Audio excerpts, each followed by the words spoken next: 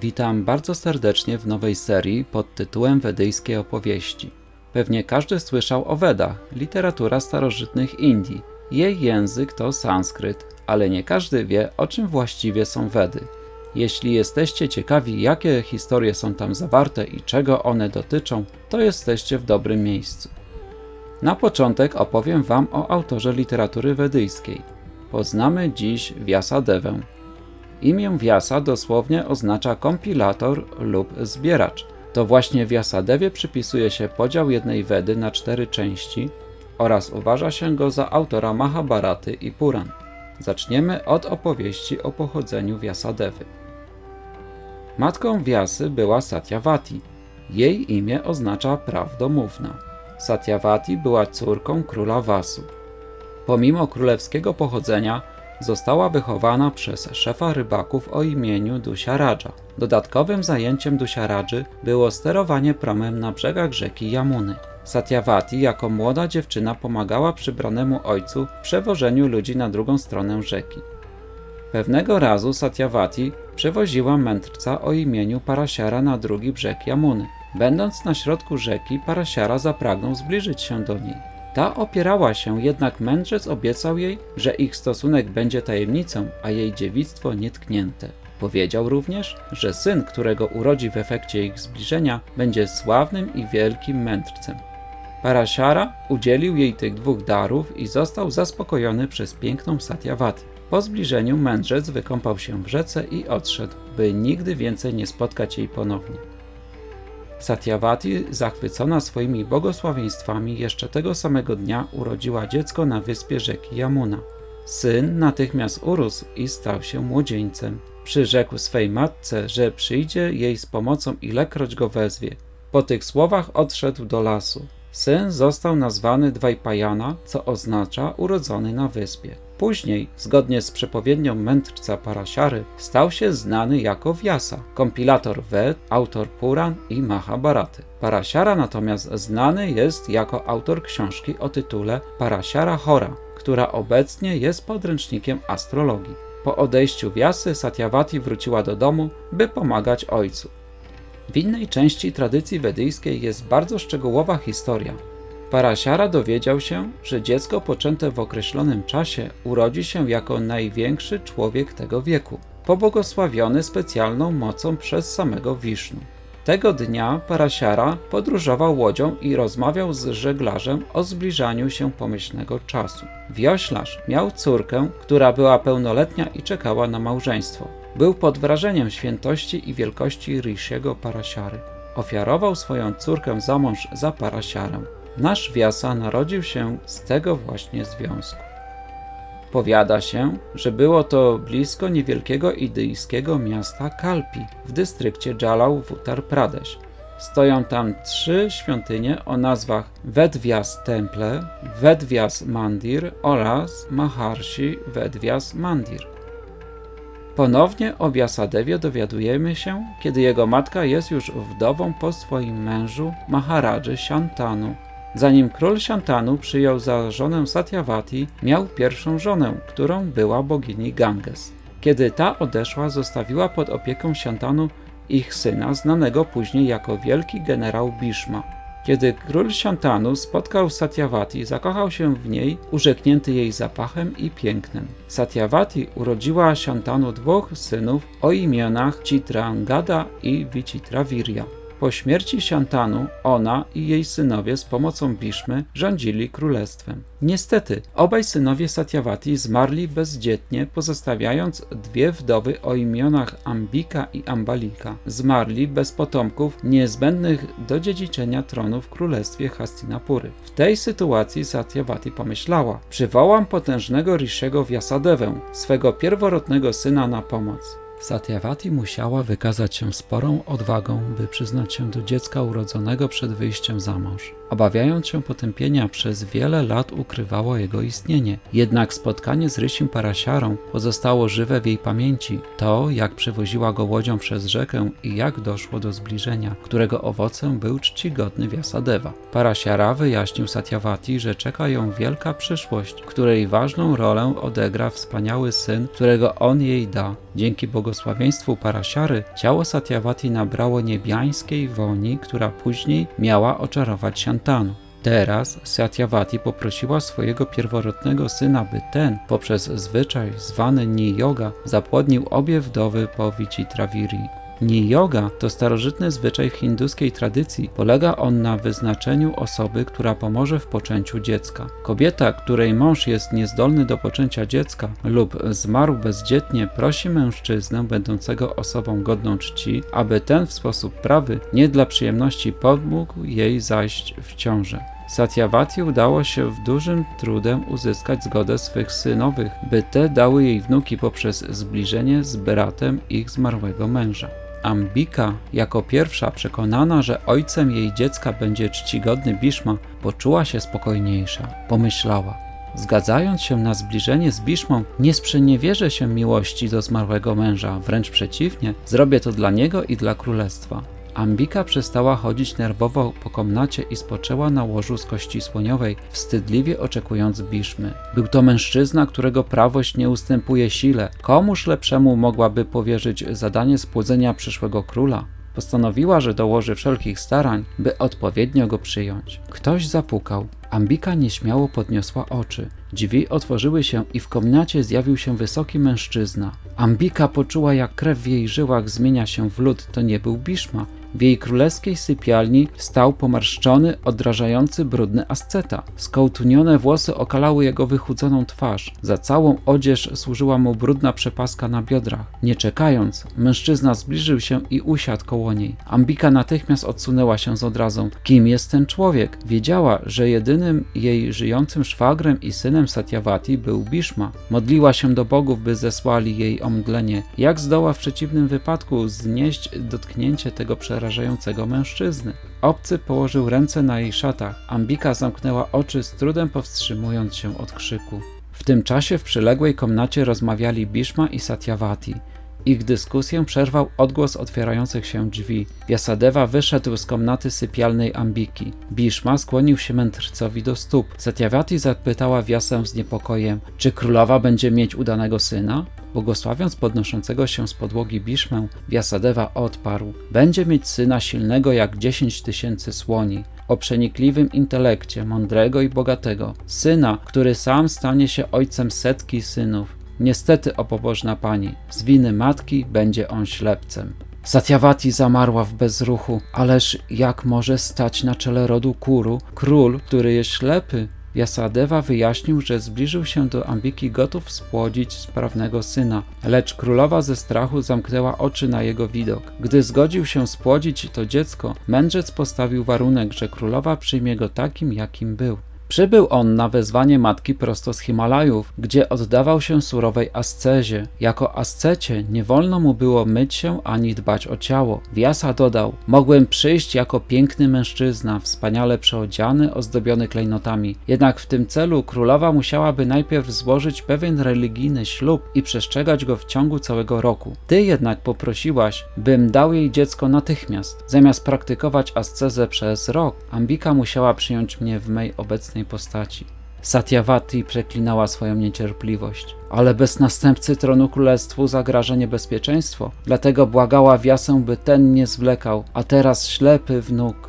Musisz dać królestwu jeszcze jednego syna, błagała. Udaj się do drugiej królowej Ambaliki. Vyasadeva spojrzał ze współczuciem na niespokojną matkę i zapewnił ją, że nie musi się trwożyć. Powróci wkrótce, by spłodzić jeszcze jedno dziecko. Muszą tylko go wezwać, gdy Ambalika będzie gotowa. Mędrzec zniknął. Satyawati zwróciła się do Bhishmy. Tego się obawiałam. Będę teraz musiała nakłonić Ambalikę, by przyjęła Rishiego, aby powiodło się jej lepiej niż starszej siostrze.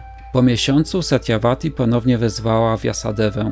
Tak jak poprzednim razem, przybył prosto ze swych ascetycznych praktyk i wyglądał odrażająco. Matka przyprowadziła go pod drzwi Ambaliki i mędrzec wszedł nie czekając. Królowa, uprzedzona przez siostrę, wiedziała, czego oczekiwać. Pomimo tego widok straszliwego ascety przejął ją grozą. Zdołała wprawdzie w chwili zbliżenia powstrzymać się od zamknięcia oczu, lecz zbladła z przerażenia. Wyasadeva powiedział: ponieważ zbladłaś na mój widok, twój syn będzie blady, dlatego nazwą go Pandu, co oznacza blady. Wypowiedziawszy te słowa, Rishi opuścił komnatę. Na pytanie czekającej pod drzwiami matki odparł, że ten syn będzie odznaczał się niezwykłą siłą, ale będzie blady. Satyavati znowu się zaniepokoiła. Blady? Co Vyasadeva miał na myśli? Nawet jeśli temu dziecku miałoby nic nie brakować, to jedyny męski potomek zdolny objąć tron nie wystarczy, by można było czuć się spokojnym o losy królestwa. Vyasadeva musi spróbować jeszcze raz. Satyavati poprosiła swego syna, by ponownie udał się do Ambiki. Teraz królowa wie już, czego się spodziewać i na pewno nie zamknie oczu. Vyasadeva uśmiechnął się i odrzekł: dobrze, powrócę więc, kiedy Ambika urodzi pierwsze dziecko. Gdy nadszedł czas, Ambika urodziła ślepego chłopczyka, któremu dano na imię Dhritarashtra. Ambalice urodził się syn o białej cerze, lecz był urodziwy i posiadał pomyślne znamiona na ciele świadczące, że dziecku temu sprzyjać będzie dobry los. Nazwano go Pandu, zgodnie ze słowami Vyasadevy. Wkrótce potem mędrzec ponownie zjawił się w pałacu, by jeszcze raz zbliżyć się do Ambiki. Gdy królowej powiedziano, że czeka ją jeszcze jedno spotkanie z tym strasznie wyglądającym ascetą, wpadła w przerażenie i uprosiła jedną ze swych służek, która była jej bliską przyjaciółką, by ta zajęła jej miejsce. W sypialni Ambiki czekała więc na mędrca zwyczajna służąca, która ubrana była w najpiękniejsze szaty i biżuterię królowej. Vyasadeva wyczuł podstęp, wszedł jednak do komnaty. Na widok dostojnego mędrca służąca powstała z czcią i skłoniła mu się do samej ziemi. Posadziła go wygodnie, po czym obmyła mu stopy i podała do jedzenia rozmaite wyborne potrawy.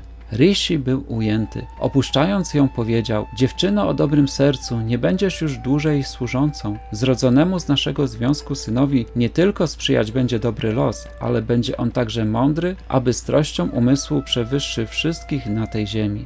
I znowu Satyavati wyczekiwała pod drzwiami komnaty. Vyasadeva oznajmił jej: królowa oszukała mnie i posłała na swe miejsce służącą. Jednak ta prosta dziewczyna przyjęła mnie z wielkim szacunkiem, to też zostanie matką dobrego dziecka. A teraz, matko, wracam do mej ascezy. Powrócę, jeśli będziesz mnie potrzebować, lecz nie proś mnie już o płodzenie dzieci. Ludzie cieszyli się, że królestwo jest teraz zabezpieczone i rzeczywiście, królestwo kwitło, bogowie darzyli je łaskami i wszyscy byli szczęśliwi. Do czasu pełnoletności chłopców władzę sprawował Bhishma. Wszystkie te wydarzenia miały miejsce jeszcze w poprzedniej epoce nazywanej Dwapara Yuga. W kosmologii hinduistycznej epoka ta jest określana jako wiek brązowy. Obecnie żyjemy w epoce określanej jako wiek żelaza, który nazywa się Kali Yuga. Dwapara Yuga trwała 864 tysiące lat i skończyła się wraz z nastaniem Kali Yugi. Za początek Kali Yugi uważa się rok 3102 przed naszą erą. Zatem zawsze z końcem Dwapara Yugi pojawia się Vyasa w celu podziału jednej Vedy. Jest taki ciekawy werset w jednej z Puran opisujący to zadanie. W każdej trzeciej epoce zwanej Dwapara Yuga sam Vishnu w osobie Vyasy, aby promować dobro ludzkości, dzieli Vedę, która jest właściwie tylko jedna, na wiele części. Obserwując ograniczoną wytrwałość, energię i zachowanie śmiertelników, czyni Vedy podzielonymi na 4, aby dostosować je do ich możliwości. Forma ciała, którą przyjmuje, aby dokonać tej klasyfikacji, znana jest pod nazwą Veda Vyasa. Wsparciem w tym zadaniu są poprzedni Vyasowie. 28 razy Vedy zostały podzielone na 4 przez wielkich rishich w obecnej epoce zwanej Vaivasvata Manvantara. Oprócz podziału Vedy na 4, Veda Vyasa znany jest jako autor Mahabharaty. Mahabharata to największy na świecie utwór epicki i najdłuższy wiersz. Składa się ze 112 wierszów sanskryckich. Jest 7-krotnie dłuższa od Iliady i Odysei razem wziętych. Jest też 3-krotnie dłuższa niż Biblia. Mahabharata jest często nazywana piątą Vedą i jest traktatem historycznym. W roku 1989 znany brytyjski reżyser Peter Brook, bazując na założeniu teatru wielokulturowego i na próbie stworzenia pomostu między wschodem a zachodem, zaadaptował Mahabharatę do swojego spektaklu. Mogliśmy oglądać ten spektakl w polskiej telewizji na początku lat 90. Jest tam scena, w której Vyasadeva prosi o pomoc Ganeszę w napisaniu Mahabharaty. Jest powiedziane, że Ganesha nałożył warunek, aby Vyasa opowiadał historię bez przerwy. Natomiast Vyasa postawił warunek, by Ganesha najpierw zrozumiał dyktowany wers, zanim go przepisze. Gdyby ktoś pomyślał, że podział Vedy na 4 oraz napisanie najdłuższego wiersza Mahabharaty to już wystarczająco dużo, to niech pomyśli, że Wyasie przypisuje się również autorstwo 18 głównych Puran. Purany to święte pisma hinduizmu, poruszają tematy takie jak historia, religia, tradycja i inne. Narratorem jednej z tych Puran o tytule Bhagavata Purana jest syn Vyasadevy o imieniu Shukadeva Goswami. Purana ta została przekazana Shukadewie w jego młodości przez ojca Vyasadevę. I tak jak w młodości Vyasadeva opuścił swoją matkę Satyavati, podobnie Shukadeva opuścił swoich rodziców we wczesnej młodości, by udać się do lasu. W Bhagavata Puranie czytamy, że wielki mędrzec Shukadeva Goswami opuścił dom, aby przyjąć wyrzeczony porządek życia sannyasę. Jego ojciec Vyasadeva, pełen lęku z powodu tej rozłąki, wykrzyknął: „O mój synu!” i tylko drzewa pogrążone w takim samym uczuciu rozłąki zawtórowały echem w odpowiedzi na wołanie zasmuconemu ojcu.